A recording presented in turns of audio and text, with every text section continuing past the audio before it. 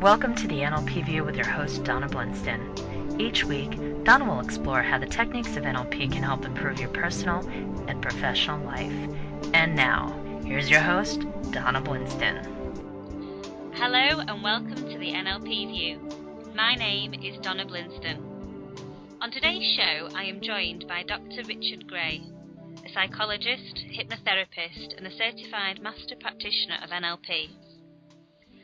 We are going to discuss how NLP can be used to support people suffering with post-traumatic stress disorder, PTSD. PTSD affects thousands of state and local police officers, firefighters, servicemen and women, as well as civilians of every description. PTSD is a psychiatric disorder that can occur following the experience of or witnessing of a life-threatening event. According to the Department of Veterans Affairs, an estimated 78% of Americans will experience PTSD at some point in their lives. The disorder is associated with an impairment of a person's ability to function in normal social or family life. Neuro-Linguistic programming, NLP, is a process by which language is used to reframe, reroute and redesign our memories, our understanding and feelings about experiences. So I'd like to welcome to the show Dr. Richard Gray. Hello, Richard. Hi, Donna. How are you? I am brilliant, thank you. Really good. Good. How are you? Oh, no complaints, thank God. Well, thank you for joining me. I know that we've got many of our listeners that are very keen to hear you talk about this, to hear about your experience, and I guess just get general advice of where they could go and what kind of things can be used to support them. Before we start, I guess we should let our audience know a bit about you and your background. All right. Well, I'm a professor at Fairleigh Dickinson University in the Department of Criminal Justice and Legal Studies. That comes out of my 21-year tenure with the United States Probation Department in Brooklyn, New York, where I, for 7 years, was drug treatment coordinator, and I ran a very successful NLP-based drug treatment program. My PhD is ultimately in Jungian studies, and I've also studied criminology and sociology as well. Wow. My work with using NLP includes a long time using every technique I could find with drug addicts until I found what worked there. And more recently, I've been working with the Research and Recognition program, to find the underlying mechanisms of PTSD and the NLP VKD dissociation. That's the visual kinesthetic dissociation technique that works wonderfully well with amazing. people with simple PTSD. Realistically speaking, it can cure PTSD in 45 minutes. However, we don't like to make that claim because no one believes us, so we tell people in 3 sessions or less. It's striking. Yeah, it's the beauty of how it can completely transform that person so quickly. Oh, absolutely. And you know, Steve Andreas took Richard Bandler's original design for the fast phobia cure, and he was the first one to apply it to PTSD. It's important to understand that classically people divide PTSD into several varieties. The simple version is a version where people mostly have nightmares, intrusions, and they become hyper vigilant. And that is the specific kind of PTSD for which this works brilliantly. If people have developed other kinds of problems on top of the PTSD, well, then they'll need treatment for those things: alcoholism, drug abuse, family problems. But for that specific part of the problem, this solves it permanently. And that's one of the striking things, is that it goes away and it doesn't come back unless you go back into a situation where you can't help but have it again. But the old memory is completely wiped away of its intrusive emotional components. And that's the striking thing. People come away from this technique being able to talk about it. They can talk about what happened. You can push all the buttons that used to set it off and it just doesn't come back. It's absolutely striking. It is. I've worked with several people now doing the same thing. Mainly simple PTSD, as you explained, and then with people who've had it, I guess, for longer. I think it tends to be when it's more complex, because they've had the PTSD, and I guess they've started to own it, and they've lived their life according to their suffering from PTSD. So it's changed a lot about them as a person and how they interact, and they've got learned behaviors. That's right, and Steve in his criteria plainly says that it's not an identity issue. Okay, when it becomes an identity issue, I am a PTSD person, or this is the way I am, then you're dealing with another level of problem. But it's the phobic elements that we can cure instantaneously. And if you look at the research for all the other techniques, they're all based on a mechanism called extinction. And in extinction, you set up a new memory that doesn't replace the old memory, but it blocks access to it. And those memories tend to be fragile. They dissipate. They're subject to spontaneous regeneration. They can be evoked all kinds of ways. With this technique, what happens is that the memory itself, the emotional memory in particular, is wiped clean.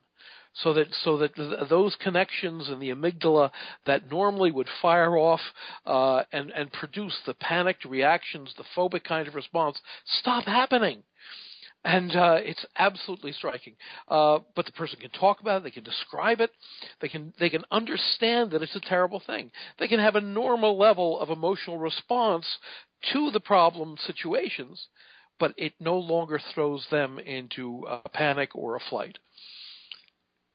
And that's where PTSD comes into its own, is where it separates itself from being the phobia. It's that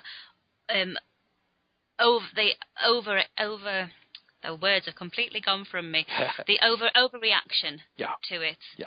And it's one thing. Go ahead, I'm sorry. Sorry, I was going to say, it's one thing to, if you've experienced something traumatic, then yes, that is part of your history, and you will have changed from that, because it'll change your values, your outlook on life, what's more important to you, how you look at things, and maybe it might make decisions about where you want to go in the future because of it making you reassess where it is. It's when it's having the negative impact on your future that's when it becomes a problem. That's right. And we know from neuroscience that there are interconnections between the frontal cortex and the amygdala. And when the amygdala, which is the seat of all kinds of emotions, but we associate it more often with fear and anger than anything else, what we find is that when that comes powerfully online, when someone begins to experience fear and terror and panic, their frontal lobes shut off. They become incapable of thinking. And so you have people living under these horrible regimens of fear and anxiety who maybe can't ride a subway. They can't be in an enclosed space. They can't sit without their back against the wall. One of the striking cases that came up from Dr. McDonald down in West Virginia at Marshall University was a young man. He was a Vietnam vet. He was an Iraqi vet, and he had to lock and relock the doors every night. He couldn't sit in a restaurant. He couldn't stand to let someone else drive him. And they had 3 or 4 sessions. Basic did the VKD. They had him briefly access the memory, had him imagine he was sitting in a theater, had him float out of his body and imagine watching himself down in the theater, watching a movie from within the projection booth. The movie started with a safe time before the incident and was to end with a safe time afterwards. And they ran it very quickly, and this is the process. They run the movie very quickly in black and white several times until there's no anxiety. Then the person floats out of the movie theater into their body as they watch the movie. They step up onto the stage, into the movie, and then run it backwards in full color with all the sound going quickly by, zip, in about 2 or 3 seconds. They do that a few times, and it wipes it clean away. Well, this guy, this gentleman went from being unable to sit in a crowded McDonald's restaurant to being able to go there, comfortably eat a meal with his back against the entry. He didn't have to watch the entryway. His wife said he stopped locking and unlocking the doors. Over and over again, we hear these kinds of stories. Another man who wasn't in battle when he suffered the trauma, but there was a fire on board the ship where he was stationed. And some years afterwards, suddenly it struck him, the horror of people burning, and just PTSD came upon him. And he found himself likewise unable to ride the subway. The man lived in New York, and in order to work, he rode his bicycle something like 30 miles a day because he couldn't stand the subways. He had all kinds of problems associating with people and having relationships. And again, in about 4 sessions, that was wiped away. Similar experience to what I've had. I had a lady come to me she'd witnessed a car crash as she stepped outside her house, and 2 cars collided, bang, straight into each other in front. The cars had whipped around, a body had come out the front window screen in an awful mess. Another car, the door had opened and the body had come out of the car sideways, and well, not all of it, and horrendous crash, and she couldn't leave her house. She couldn't, and every time she saw a car, every time she tried to walk out the house, everything was this vision. And she was convinced that if she left the house, that she would, that would happen again. Yes. And it was replaying. And just for her to describe it in front of me, she was pale, she was clammy, she looked peri-arrest. Yeah. From a medical point of view, horrendous symptoms she was having, to the point where she could barely talk or breathe. And within, I think we did about 5 sessions, but a lot of it was to get calm and safe anchors, so that for me to work with her, she had that place of safety, so that she was safe and we could control that environment. Plus, for me, I also got a psychologist involved as well, so that because of her extreme medical side, I'm a nurse, so I had the medical bit kind of covered. But from the other extremeness of the symptoms, I wanted to know that there was somebody that would be able to help her if necessary, but it ended up that I led everything, and the psychologist just watched in awe, really. And we, in 5 sessions, well, it was 1 session of actually doing the BK dissociation, and that was it. It was done, and she was out, she was shopping, and, the second day after doing it, she came round, she travelled, well, she lives about 48 miles from me, and she travelled 48 miles with a bunch of flowers and a bottle of wine and knocked on my door. And I was just the most emotionless wreck you've ever met. Oh, that's wonderful. It was amazing. It was. Wonderful. It was. And people don't expect that. People come to NLPers for this kind of treatment, and they've typically been to all kinds of psychologists and psychiatrists.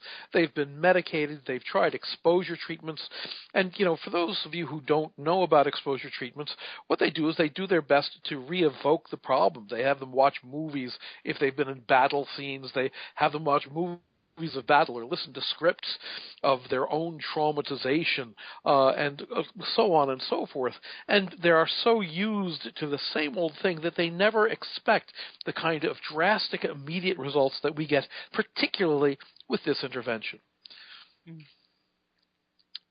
It's wonderful. And, it might not work for everybody, and some people might get reliefs from those techniques. Mm-hmm. But certainly from the work you're doing and what I'm doing, there's more and more research being done out there, which I'll talk to you in more detail in a second, yes. that is showing that is, it's working, and it's providing a cure. It's a cure. Yes. And that's the difference. It's a cure. Yes. It's not a Band-Aid. Yes. That is very true. Just touched about the research that you're doing, and that's being done. And I know you're doing a lot of work with a lady called Lisa Wake. Yes. Can you share some of the things that they're starting to get going with PTSD around the research that's starting and things that are being looked at for our audience? First of all, there's some neurophysiology. When the NLP R&R team decided to begin our work, we needed to find an NLP technique that had a very clear neurological mechanism. We had to be able to describe it so we could generate clear hypotheses that were testable. And we settled upon the PTSD cure simply because there was a lot of literature that talked about extinction, and it looked to me as if there was a clear mechanism. But as we began to look at that research, one of the things that we began to see was that there was a whole body of research. Now it's 20 years old and growing as a center of memory research about something called reconsolidation. And very briefly, what that means is that when we form a memory and it becomes permanent, we used to think that it was really permanent. It stayed the same. But recent research over the 20 years, and more especially in the last 5 or 10, has shown that when you awaken a memory under certain circumstances, it labilizes. It becomes subject to change. And when it labilizes, you can slip in some new content and change that memory forever. Absolutely striking. Well, I saw that mechanism. I said, my gosh, that's what we do. That describes the mechanism of the PTSD cure. We rebranded it RTM, Reconsolidation of Traumatic Memories for research purposes. And that paper, a paper written by Rich Liotta and I, was published in Traumatology, the journal, last year. And it's opened doors for us. We have possibilities of research in several universities. Several universities in the U.S. Have submitted grant applications to the federal government, and we have our hopes up that there will be several $1 million available for randomized controlled studies of this technique. And because it cures it, what we expect is that people who take this treatment rather than a standard treatment will continue to get better over time, as opposed to people who take the standard treatments who often worsen over time. So that's one of the striking things. We have people who have offered us the use of magnetic imaging machines, MRI, magnetic resonance machines, and magnetoencephalography machines, so that we can trace the actual physiological markers that show definitely that these people have been cured. That research is happening in various places in the United States. We're still in the preliminary phases there, but there's solid research that shows somebody with PTSD has some anomalies in their brain scans. Their right amygdala, and as I said before, the amygdala is the center of our fear responses. When people who have PTSD are resting, their right amygdala tend to stay online. When you scan them, that is always on. It's always surveilling the world for fear. Well, after treatment, after successful treatment, that turns off, or it turns down significantly. And that's the biomarker. And so we'll be having studies, randomized controlled studies, compared against standard cognitive exposure treatments, behavioral treatments, and weight group controls, where we'll be able to show changes in people's brains as a result of our treatment. And that's the validation of the fact that we've actually changed the structure of the memory, the structure of the brain. A lot of exciting things. Frank Burke is the head in the U.S., and Lisa Wake has been spearheading it in the U.K. Both of them have been doing instrumental. Some amazing work. Oh, yeah. Instrumental in getting universities and organizations behind this research, because it is so dramatic. Over the past several years, we in the R&R project have nearly gotten $20 million in grants, but very often, because of the bad publicity that NLP has sometimes suffered, here in the U.S. especially, we missed out on that money. But once we get a couple of grants moving, this research will take off, and it will be a benefit to soldiers and sailors and airmen and police officers and crime victims wherever you turn, and people are suffering from PTSD.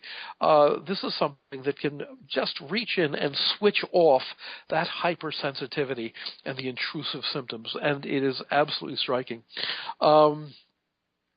Earlier, you said something. You were describing one of your patients and how you could see the physiology come up. Oh. And that's a crucial part of the syntax of this phenomenon. One of the important things that NLP does is it identifies a syntax, a standard strategy whereby people produce and reproduce behaviors.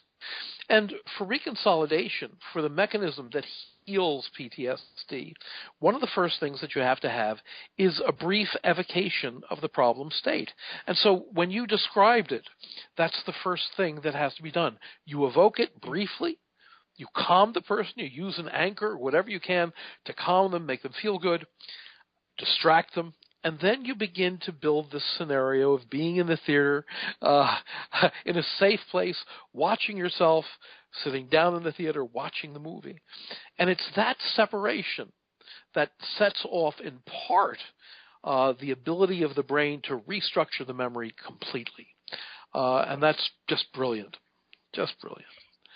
It is. And I've also done it with when someone who's scared of heights. So because they're scared of heights, we couldn't do. It was as much part of the thing that had set it all off was that they'd fallen from a ladder, or somebody, not them personally. The thing that they'd witnessed was somebody falling from a ladder. So we didn't do the heights because of that. So we used the same technique. It was just rather than it was looking through your lounge, looking at yourself sat in the chair watching the telly. Yes. Oh, great, great. So we did exactly the same thing, had the same amazing, fast, amazing results, and it was just a different setup. We were on the ground floor, but we still had that double dissociation, yes, where the person was looking through a window where he was completely safe.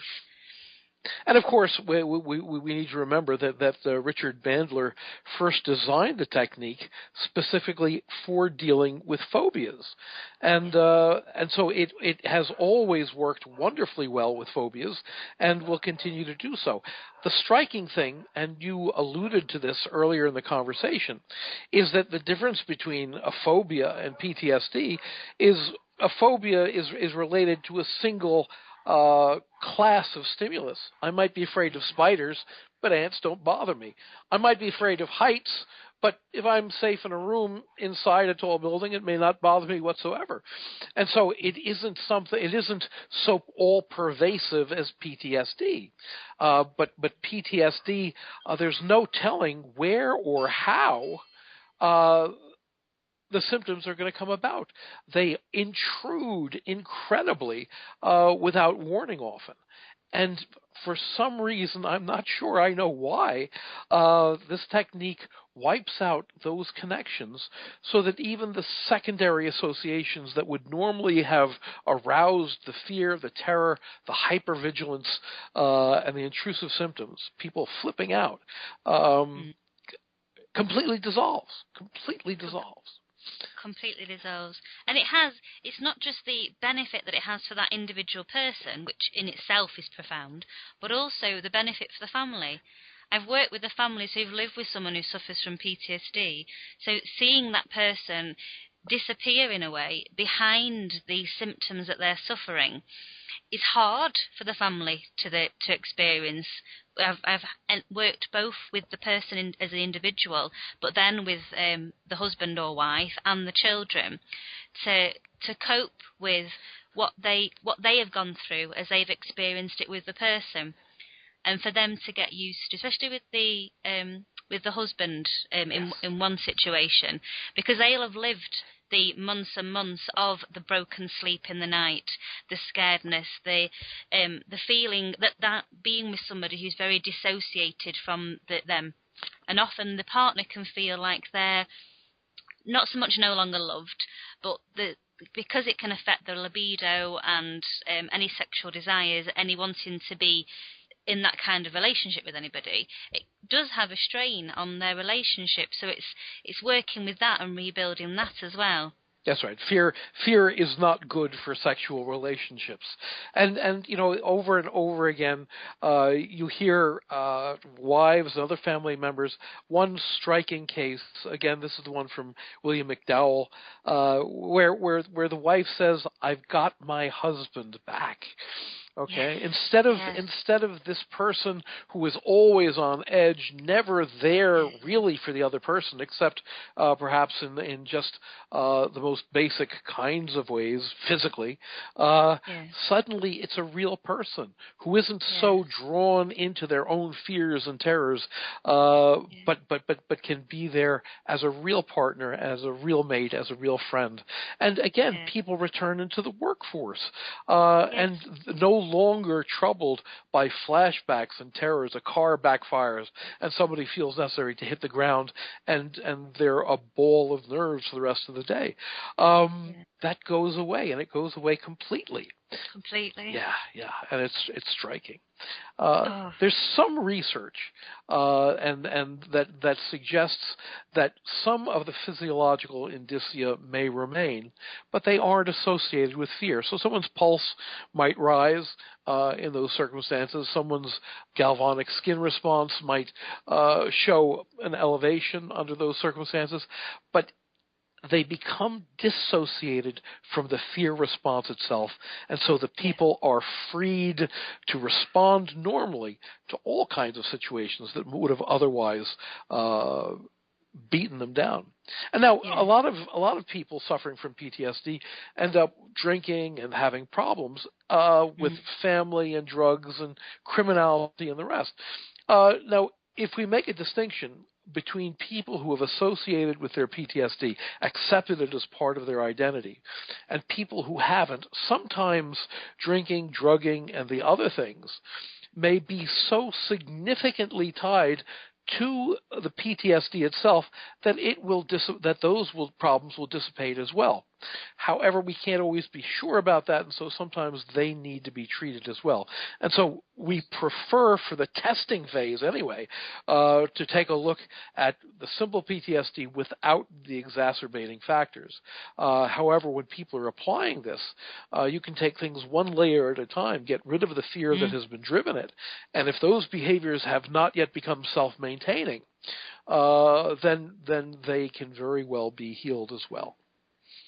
I can't wait until this research is on its way, being doing. We have the findings and we have it out there, and we're out of time again, Richard. It's flown by. Well, you make that very easy. Oh, thank you. And do you? Can you tell our audience how they can contact with you, how they can get in contact with you, and your website details? Sure. Let me first tell them about the NLP R&R. Go to NLPRandR.org, and that will get you to our research and the background. My personal website, where I've got articles on PTSD, drug addiction, trances, all for free. I'd rather give it away.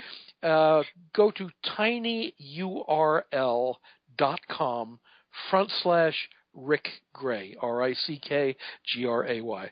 That's the easiest way. Otherwise, it's http://richardmgray.home.comcast.net. Use tinyurl. Yes. Thank you, Richard. It's been a true honour Thank to you, be Donna. with you and It's a listen to you blessing. today. And thank you to all of our audience for tuning in today. If you'd like to learn more about NLP, then tune in each week and also visit my website, www.donnablinston.com, where you'll be able to pick up a copy of my best-selling book, Psychobabble.